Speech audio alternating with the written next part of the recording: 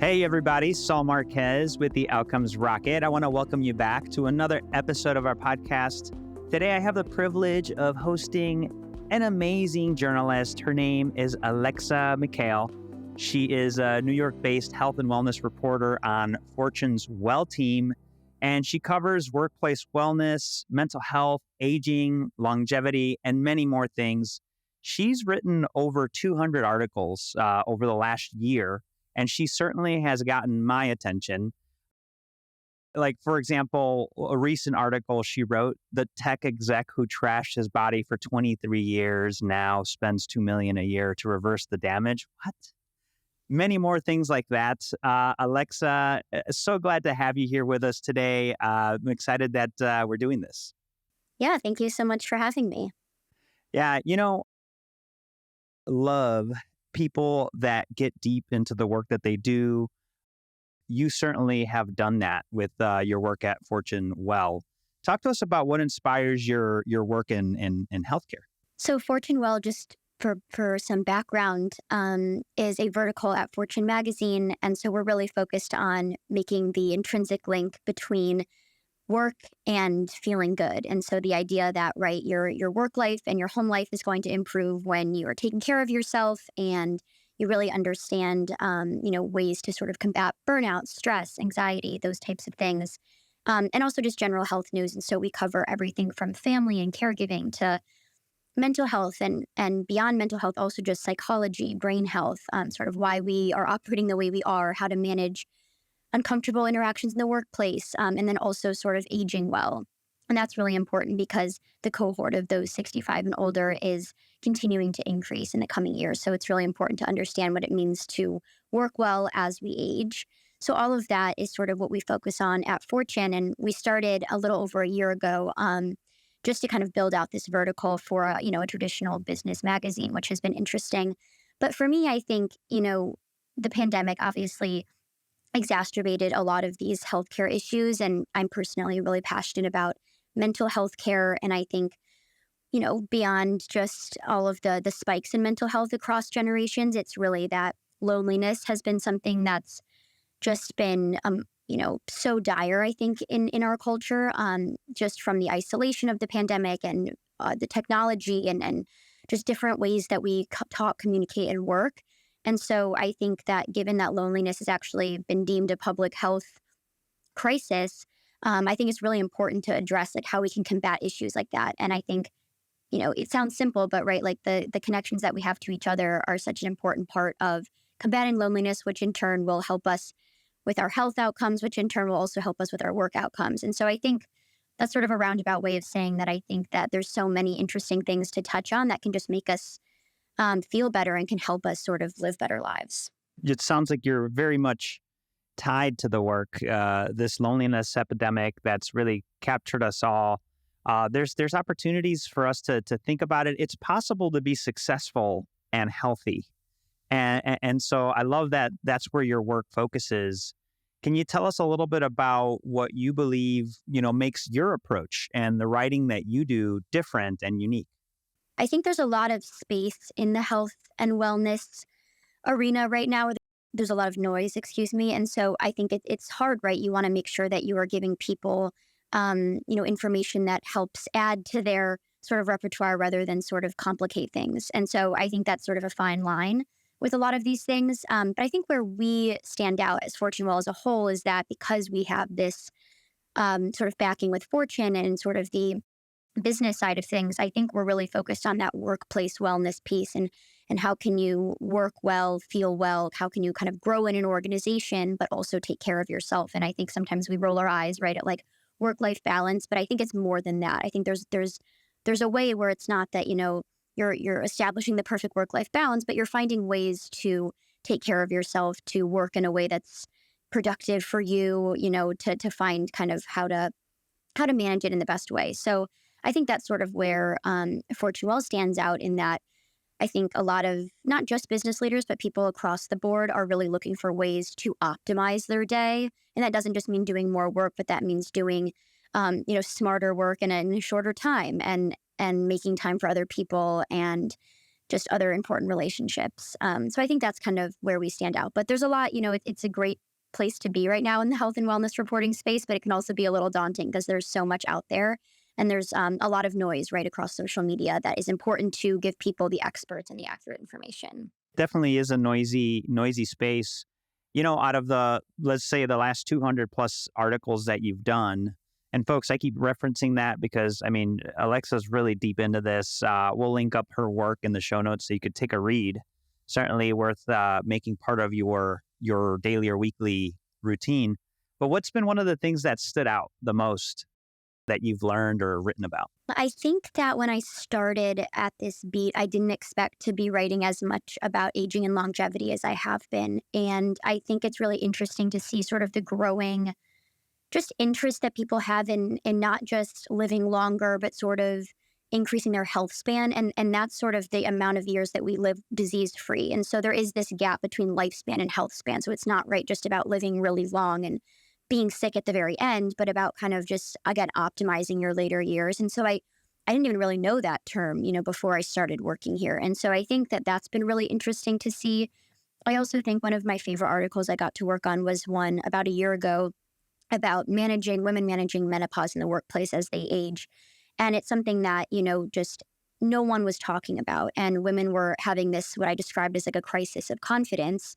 And then some of my sources described as, because, they felt like all these symptoms that are very natural are, sort of telling them that they're not good enough, that they shouldn't really, be working in this way, or that, they obviously struggled with that. And there's a lot of mental health implications there. And so I think it was really surprising to me how many people were sort of struggling in silence, to put it simply.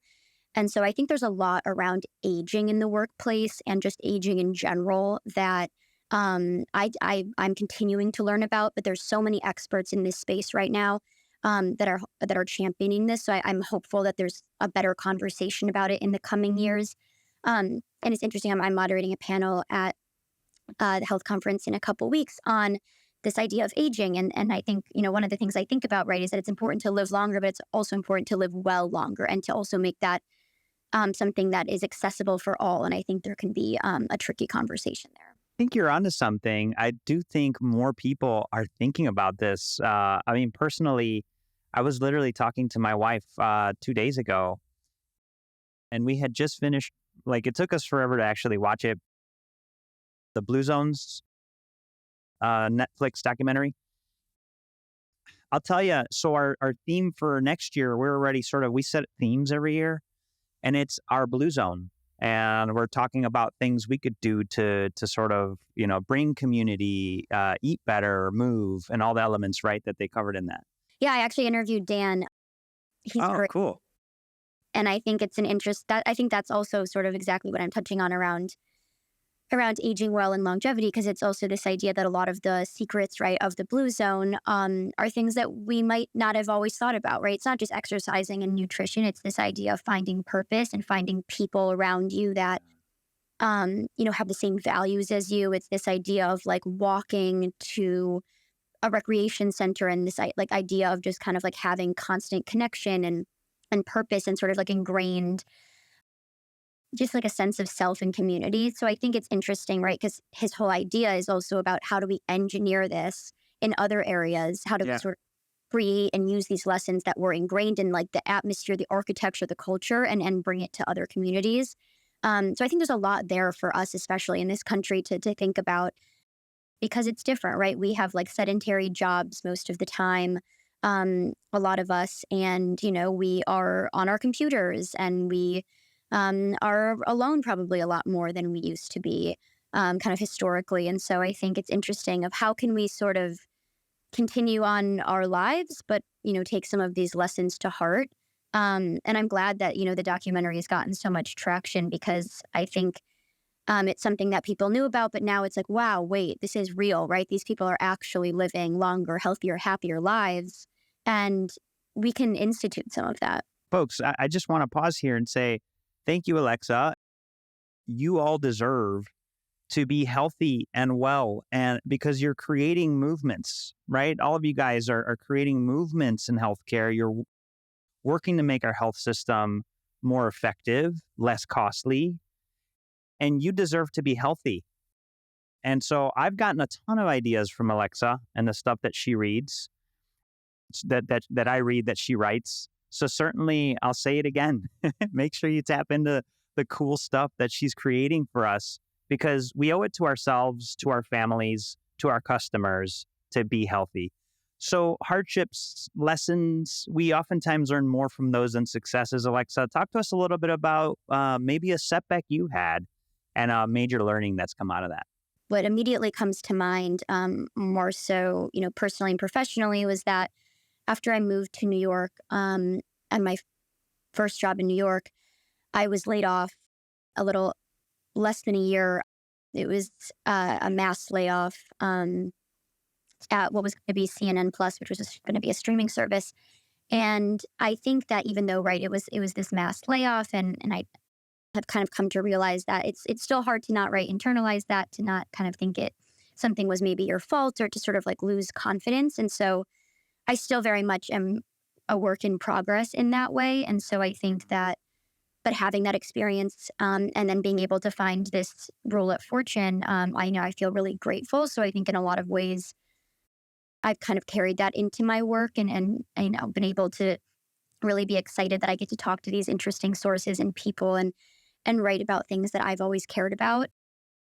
And so I think obviously, like, for me, this all was a blessing in disguise. But I think that it's also definitely, made me think and learn, and kind of still on that progress, kind of path. But I think, the media world, and, it, just like a lot of other sectors, is hard. There's a lot of instability, uncertainty. And so I think that kind of just trying to work through that every day is a challenge that I'm, still working on.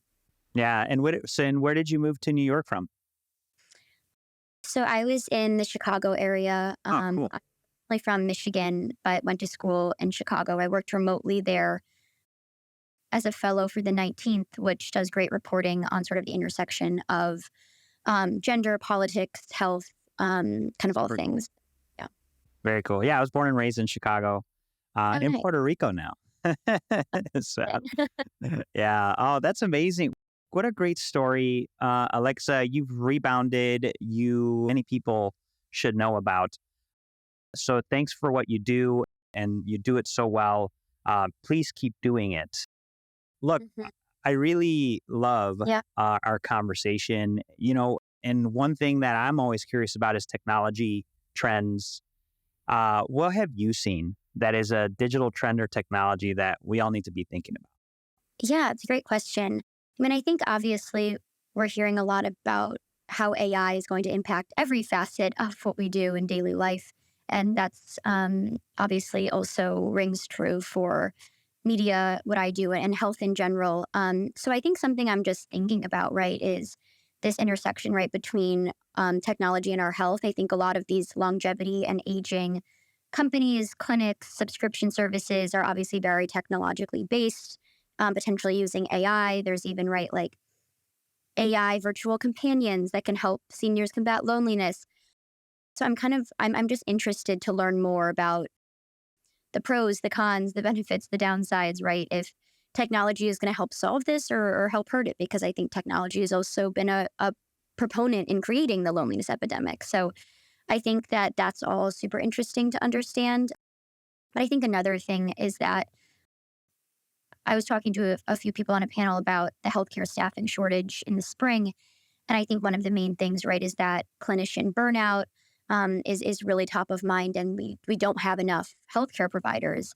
And I think a major thing, right, is just the idea that a lot of clinicians, providers are tasked with like a lot of administrative work. I don't know the exact stats off the top of my head, but a lot of their day, right, is dedicated to that on top of seeing patients. And so I think, right, if we can find ways for technology to sort of mitigate some of those administrative duties, to sort of streamline the process where we can have better, critical, empathetic care where you're not rushing around, I mean, I think that could serve a great purpose. But again, I'm not the expert on this, and our sources are. And so, it's just interesting to kind of see where that goes down the line. Yeah, for sure.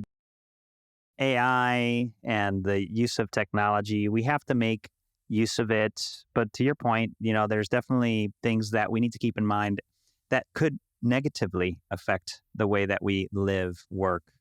And so, Alexa, this has been awesome.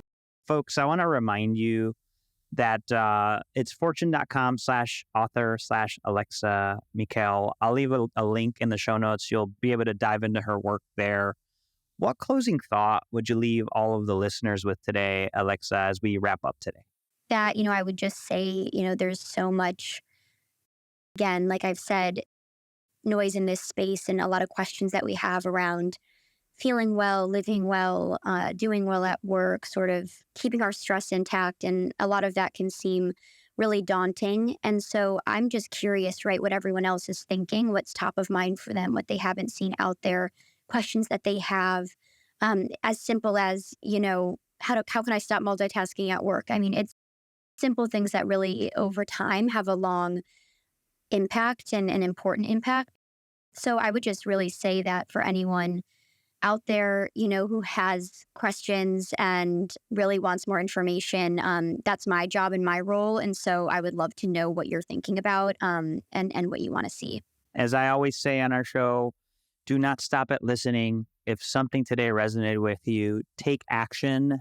That is the only way. And Alexa, I want to thank you for taking action and being with us today and sharing the work that you're up to. Excited to see you at Health. And for everybody that is attending Health, Alexa will be there. So check out her panel that she's leading. You won't want to miss that either. Alexa, appreciate your time and looking forward to staying in touch. Yeah, thank you so much. Really appreciate it. Yep. Take care.